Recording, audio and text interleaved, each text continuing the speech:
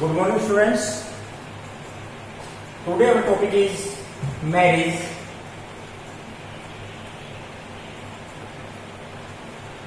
We discussed about marriage.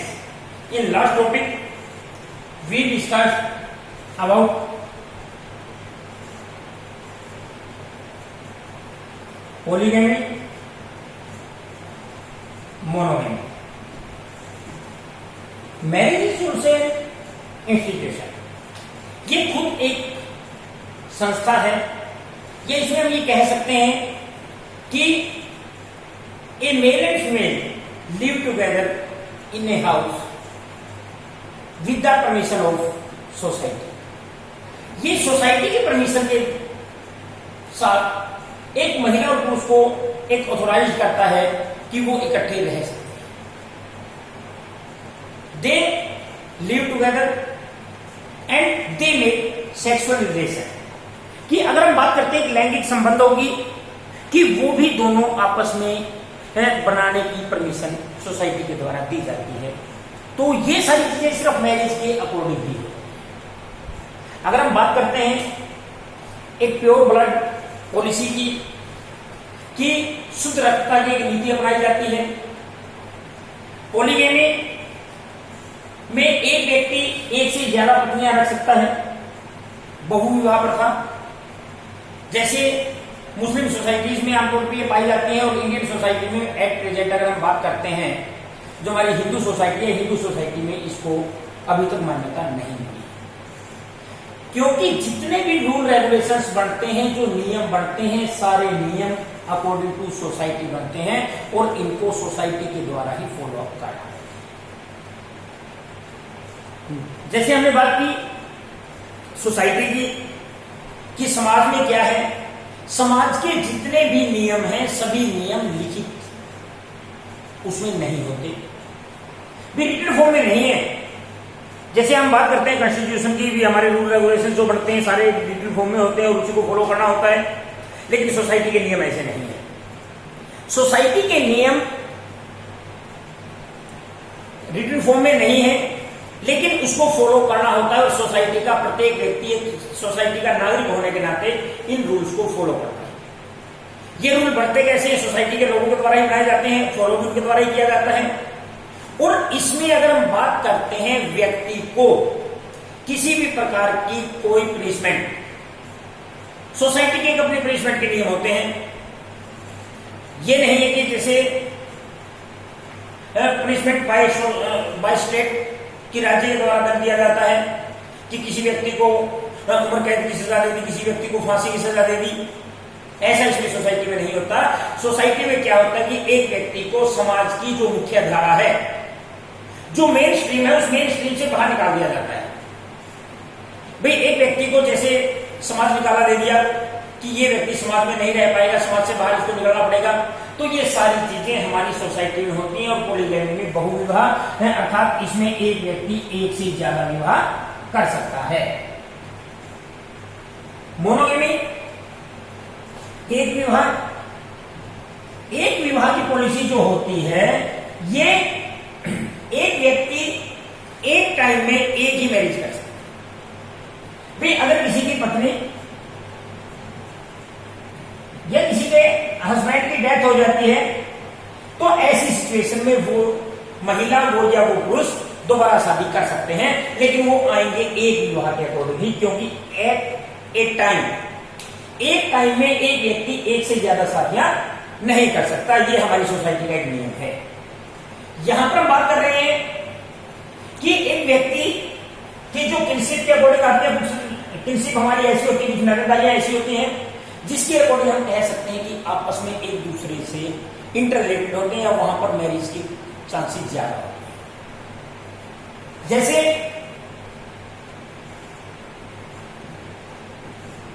Sister लोग जो शादी होती है वो एक पुरुष की जो मोनोगेमी होता है या इसमें एक विवाह की प्रथा जो आती है, एक विवाह की प्रथा में इंपॉर्टेंट जो रिलेशन होता है वो सिस्टर लॉ का होता है. भी अगर किसी व्यक्ति की पत्नी का देहांत हो जाता है, पत्नी की मृत्यु के तुरंत बाद अगर विवाह के चांसेस अगर होते हैं या विवाह व्यक्ति दोबारा करता है तो उसमें चांसेस सिस्टर इन लॉ के ज्यादा होते हैं कि साली के साथ शादी की जाती है। इसके अलावा एक होता है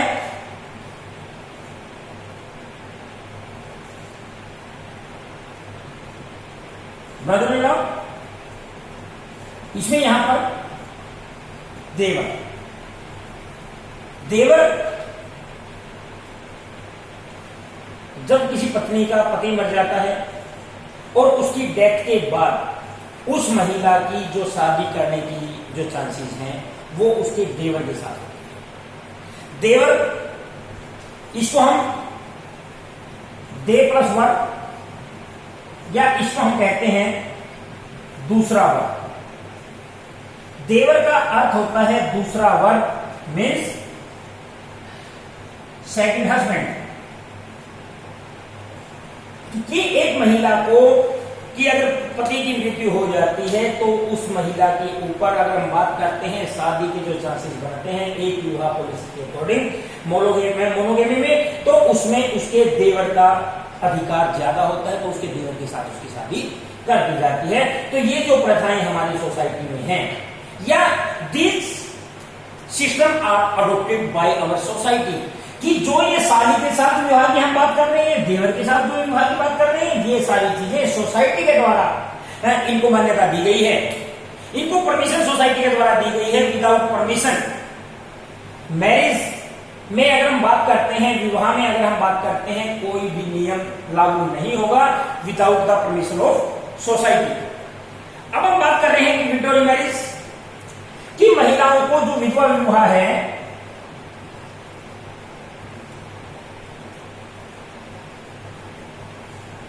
विडो मैरिज की विधवाओं को पहले शादी करने का अधिकार नहीं होता, लेकिन ये अधिकार दिया गया। बहुत सारे सोशल रिफॉर्मर्स थे जिन्होंने काम किया और 1856 में विडो मैरिज एक्ट पास किया जिसमें महिलाओं को दोबारा विवाह करने का अधिकार दे दिया गया। अगर हम बात करते हैं भारत में 10% महिलाएं कम आयु में विधवा हो जाती है। एक एवरेज है कि 10% महिलाएं, जो टोटल विडो की अगर हम बात करते हैं, टोटल विडो में 10% वुमेन्स ऐसी होती हैं जो जल्दी विधवा हो जाती हैं कम एज में, और 55 ऐसी होती हैं जो नियर अबाउट 50 ईयर्स तक 50% एवरेज होती है कि 50 साल तक महिलाएं विधवा हो। अब यहां पर अगर हम बात करते हैं कि 50 साल से अधिक आयु की जो महिलाएं हैं वो 55% है, तो इनको एक रीमैरिज एक्ट की अगर हम बात करते हैं, जो विडो रीमैरिज एक्ट है, इसकी आवश्यकता 50 साल से अधिक महिलाओं को नहीं होती। क्यों? क्योंकि एक महिला के सामने सबसे ज्यादा प्रॉब्लम जो होती है विडो होने के बाद, जो सबसे ज्यादा प्रॉब्लम होती है वो इकोनॉमिकल कंडीशन होती है कि उस महिला की आर्थिक स्थिति इतनी अच्छी नहीं होती या वो इतनी ज्यादा बैकग्राउंड मतलब बैकवर्ड हो जाती है कि उसको कहीं ना कहीं डिपेंड होना पड़ता है अपने परिवार के ऊपर, अपने देवर के ऊपर, अपने जेठ के ऊपर या परिवार के जो अन्य सदस्य हैं उनके ऊपर उसको डिपेंड होना पड़ता है। लेकिन 50 साल से अधिक आयु की जो महिलाएं हैं उनके बच्चे इतने बड़े हो चुके होते हैं कि अब उनको ज्यादा सा जरूरत नहीं होती कि अब उनको अपने परिवार के पालन पोषण के लिए किसी की तरफ हाथ फैलाने की जरूरत नहीं होगी, क्योंकि उसके बच्चे कमाने वाले हो जाएंगे। तो यहां पर जो 10% महिलाएं हैं, इन 10% महिलाओं की जो कम एज में विधवा हो जाती हैं, इन महिलाओं को जो विडो रीमैरिज एक्ट है भी उसमें चांसेस ज्यादा होते हैं कि इन महिलाओं को दोबारा शादी करने की आवश्यकता होती है। और इसमें देवर या परिवार का कोई अन्य सदस्य जो पति का बड़ा भाई या पति का छोटा भाई, आमतौर पर उसके साथ विवाह किया जाता है। तो ये हमारा मोनोगेमी जो सिस्टम है, एक विवाह प्रथा है जो उसमें आएगा। और पोलोगेमी में कई बार क्या होता है कि एक महिला एक से ज्यादा विवाह करती है, या इसमें ये भी चांसेस हो सकते हैं कि एक महिला समाज में कहीं भी शादी कर सकती है। कुछ सोसाइटीज ऐसी हैं, मध्य प्रदेश में कुछ आदिवासी समुदाय हैं, कुछ स्पेशलिस्ट कम्युनिटीज हैं चरवाहा समुदाय वगैरह, वहां पर ये सिस्टम पाया जाता है कि वहां पर पोलोगैमी है कि एक महिला कई जगह शादी कर लेती है और वो एक दो बार एक पति के घर रहती है, 6 महीने के बाद या साल के बाद वो किसी दूसरे पति के घर चली जाती है। लेकिन इससे महिलाओं की जो आर्थिक स्थिति है वो काफी खराब होती है। क्यों? हेल्थ इश्यूज होते हैं और साथ में स्वास्थ्य सुविधाएं अच्छी उनको उपलब्ध नहीं हो पाती। और इसके अलावा अगर हम बात करते हैं कि एक पति जब एक से ज्यादा महिलाओं के साथ शादी करता है तो परिवार की आर्थिक हालत में काफी खराब हो जाती है। तो अब इसमें हम बात करते हैं, 2 चीजें और इसमें हमारी आएंगी।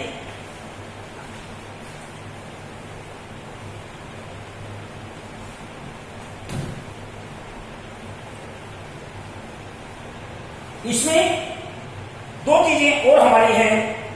एक है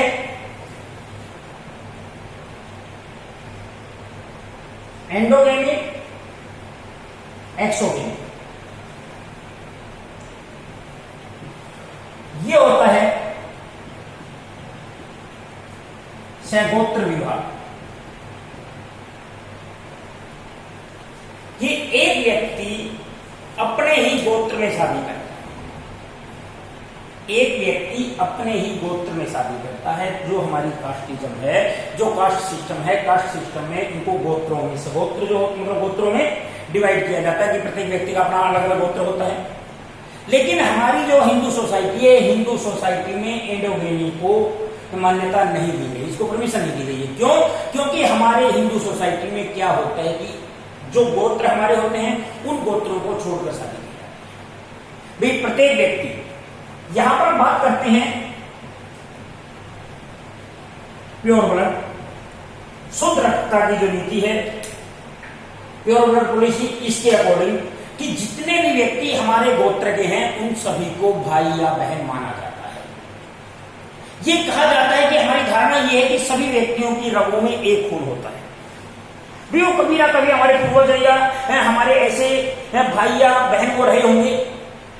तो हमारी जो हिंदू सोसाइटी है, हिंदू सोसाइटी में जो एंडोगेमी है इसको मान्यता नहीं दी जाती, क्योंकि वहां पर इसको भाई और बहन माना जाता है। जबकि दूसरी तरफ एक्सोगेमी, ये भी इसका बिल्कुल विपरीत है। इसको बोलते हैं विजातीय विवाह, कि इसमें एक व्यक्ति अपनी जाति से अलग, भाई अपनी जाति में शादी ना करके किसी दूसरी जाति में शादी करता है। तो ये दोनों एक दूसरे के विरुद्धार्थक हैं, कि एक दूसरे के ऑपोजिट हैं। और इसको भी अगर हम बात करते हैं, जो प्योर ब्लड पॉलिसी है, प्योर ब्लड पॉलिसी को ना एंडोगेमी फॉलो कर रहा है ना एक्सोगेमी फॉलो कर रहा है। क्योंकि विजातीय जो विवाह होते हैं, विजातीय विवाह में एक व्यक्ति अपनी जाति को छोड़कर किसी दूसरी जाति में विवाह किया जाता है। जो हम बात करते हैं हिंदू सोसाइटी ना एंडोगेमी को एक्सेप्ट करती है ना एक्सोगेमी को एक्सेप्ट करती है। वो एक्सेप्ट सिर्फ और सिर्फ मैरिज के जो रूल रेगुलेशंस बनाए जाते हैं उनको फॉलो करने के लिए कहा जाता है कि हम अपनी जाति में शादी करेंगे, इस सेम कास्ट में शादी करेंगे लेकिन सेम गोत्र में ना हो। तो इस प्रकार के नियम सोसाइटी के द्वारा बनाए जाते हैं और सभी व्यक्तियों के द्वारा इन नियमों का पालन किया जाता है। तो आज के लिए इतना ही। इसके बाद जो नेक्स्ट है वो हम नेक्स्ट टॉपिक में डिस्कस करेंगे। Thank you and have a nice day.